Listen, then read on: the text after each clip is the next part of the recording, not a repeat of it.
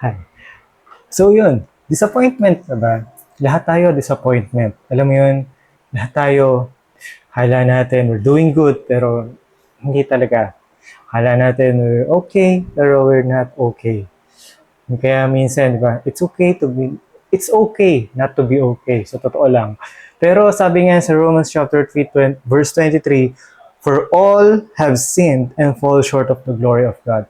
Lahat tayo sumablay. Lahat tayo nagkasala. At lahat tayo, alam mo yun, kapos.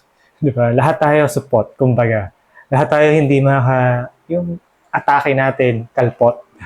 Pero alam mo, kabutihan ng Panginoon. Dahil even though na tayo kalpot, even though na tayo support, even though na tayo ay sablay, God has this grace sa buhay natin. Yung grace na bilang regalo. Tandaan natin, ang Romans chapter 3:23 hindi natapos sa 3:23. Napakabuti ng Panginoon kasi mayroong verse 24. Alam mo, sabi rito, and are justified by His grace as a gift. By His grace as a gift. Through the redemption that is in Christ Jesus. This grace is a gift, kapatid. Mahal ka ng Panginoon.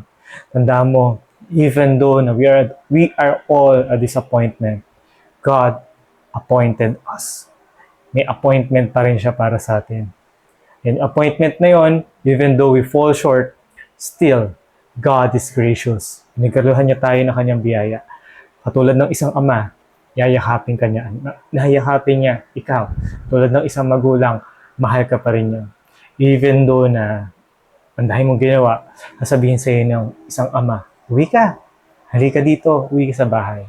Kasi mas gusto ng magulang na nasa bahay ang kanyang anak. Kasi mahal ka niya. Tulad ng isang magulang, mahal ka ng Panginoon. So yun lang, so reminder for you and for me, so umaraw na to. God bless.